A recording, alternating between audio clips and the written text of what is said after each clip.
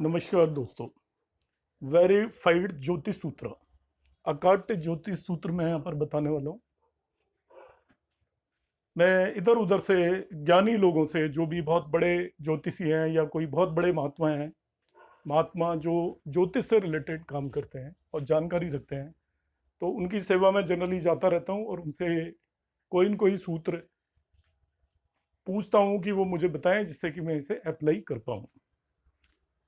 तो इसी सीरीज में मेरा अभी वाराणसी जाना हुआ और मैंने वाराणसी में एक महात्मा मुझे मिले। वहाँ पर आपको मालूम है कि वाराणसी और उज्जैन ज्योतिष के पुराने सेंटर्स हैं और वहाँ पे एक से एक प्रकांड ज्योतिषी प्रेजेंट है आज की डेट में भी। तो एक एस्ट्रोलॉजर थे, वो बहुत प्रकांड पुराने 76 ईयर की करीब उनकी एज थी। तो मैंने अपने कोई दो चार चार्ट के बारे में उनसे पूछा, तो उन्होंने जो प्रेडिक्शन दी थी वो मुझे हतप्रत कर गई। 100% करेक्ट प्रेडिक्शंस वो देने में कैपेबल थे चार्ट को देखकर। मैंने दो चार लोगों के बारे में पूछा जिनके बारे में मुझे मालूम था, तो उनकी इतनी एक्यूरेट प्रेडिक्शंस थी। तो फिर मैंने उनसे रिक्वेस्ट की, काफ़ी सेवा की उनकी एक दो दिन। तो वो फिर मुझे सन से रिलेटेड दो चार सूत्र उन्होंने मुझे बताए। और ये इन जनरल मुझे नहीं मालूम, बाकी मेरी नॉलेज के हिसाब से ज़्यादातर लोगों को ये सूत्र नहीं मालूम और वो यूज भी नहीं करते। कंबशन का एक कंसेप्ट होता है अस्त ग्रह होने का। तो दोस्तों, मैं इस सूत्र को बताऊंगा उससे पहले आप मेरे इस चैनल को यदि सब्सक्राइब नहीं किया है तो करें। इस चैनल का ऑब्जेक्टिव केवल ज्योतिष का प्रचार प्रसार है और नए नए सूत्रों को लाकर आप सभी लोगों के सामने प्रस्तुत करना है। तो वही मेरा प्रयास है। तो अपने दोस्तों को भी मेरे इस चैनल के बारे में बताएं। इसमें मैंने पहले भी कई सारे सूत्र दिए हैं, वो बहुत सारे कॉमन नहीं है और हम किसी भी क्लासिक को पढ़कर एस्ट्रोलॉजी नहीं सीख सकते, प्रेडिक्शन नहीं सीख सकते, क्योंकि क्लासिक्स का इंटरप्रिटेशन करना बड़ा डिफिकल्ट है। तो पुराने लोग जो काफ़ी टाइम से इसको करते आ रहे हैं, उनको इसका इंटरप्रिटेशन पता है, और वो हम सब लोगों को जब तक मालूम नहीं होगा हम पूरी तरीके से प्रेडिक्शन नहीं दे पाएंगे। तो आगे बढ़ते हैं हम। तो उन महाराज ने मुझे जो सन से रिलेटेड तीन चार सूत्र बताए थे वो सभी मैं यहाँ पर बताने वाला हूँ। तो फर्स्ट ऑफ ऑल जो सबसे इंपॉर्टेंट था, जिसको मैंने कहीं सुना नहीं, और वो सूत्र उन्होंने बताया कि जो कंबशन हम जनरली मानते हैं, सन और एक दूसरा प्लेनेट एक साथ बैठे हो और वो 10 डिग्री के आसपास है, डिग्री थोड़ा कम ज्यादा है स्पेसिफिक, तो वो कंबस्ट हो जाता है प्लेनेट, और कंबस्ट होने पे वो फल नहीं देता है। दो चीजें आमतौर पे सभी कहते हैं और क्लासिक्स में भी लिखी हुई है। उन्होंने मुझे बताया कि ये दोनों ही मिसकंसेप्ट हैं। पहली बात तो, कोई भी प्लेनेट तभी कंबस्ट नहीं होता है जब वो कि सन के साथ प्लेस्ड हो। मतलब ये ठीक है कि वो सन के साथ प्लेस्ड है तो कंबस्ट हो जाएगा, मगर वो तभी भी कंबस्ट हो जाता है जब वो चार्ट में कहीं भी हो, किसी भी हाउस के अंदर सन से उसका कोई भी लेना देना नहीं है। पूरे चार्ट में जो भी प्लेनेट सन की डिग्री के क्लोजेस्ट डिग्री में हो वो भी कंबस्ट हो जाता है। समझाने के लिए मैं बताऊं, यदि सन आपका 25 डिग्री पर है और उसके क्लोजेस्ट डिग्री पर मार्स कहीं भी बैठा है किसी भी हाउस में, 23 डिग्री सबसे नियरेस्ट डिग्री पर मार्स है, तो मार्स आपका कंबस्ट हो जाएगा। सपोज सन हमारा 10 डिग्री पर है और उससे क्लोजेस्ट डिग्री पर 7 डिग्री पर वीनस किसी भी हाउस में बैठा है, तो यू कंसिडर इट एज कंबस्टेड और वो अपनी दशा और अंतरदशा में फल नहीं दे पाएगा। मैंने लगाया रूल कोई 15-20 चार्ट पर, तो मैं हैरान रह गया, बिल्कुल एप्लीकेबल हो रहा है। और आप इस रूल को नोट करें और अपने पास जो भी चार्ट है उनमें लगा कर देखें क्या ये लगता है या नहीं लगता है। और आप यदि कोई कमेंट मेरे पास भेज सकते हैं तो आप सभी का बहुत वेलकम है, ये मेरी इस रिसर्च में हेल्प करेगा।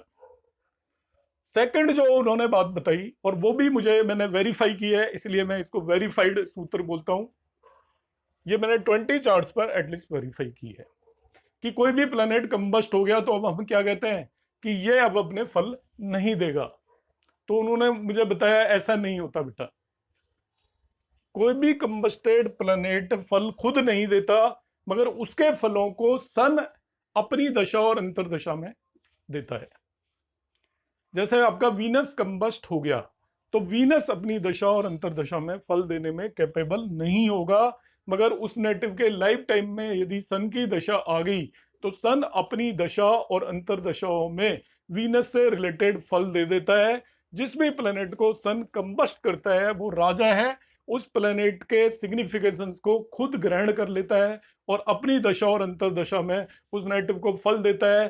कोई भी ऐसी नेटिव नहीं है जिसको सभी तरीके के फल नहीं मिलते।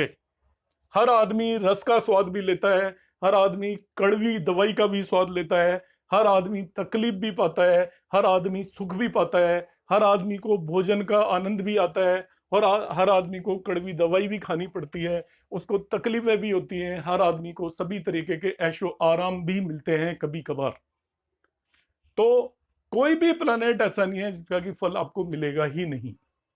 तो सन जिस भी प्लेनेट को कंबस्ट करता है अपनी दशा और अंतरदशा में, उसकी जगह खुद फल देता है। इसलिए कंबस्टेड प्लेनेट केवल अपनी दशा और अंतरदशा में फल देने में कैपेबल नहीं होता, उसके फल सन देगा अपनी दशा और अंतरदशा में।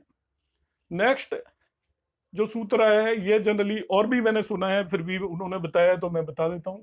सन और मून का यदि कंजंक्शन हो या अपोजिशन हो, कंजंक्शन जनरली होता है अमावस्या वाले दिन, अब देख लीजिएगा, और अपोजिशन होता है पूर्णमासी वाले दिन।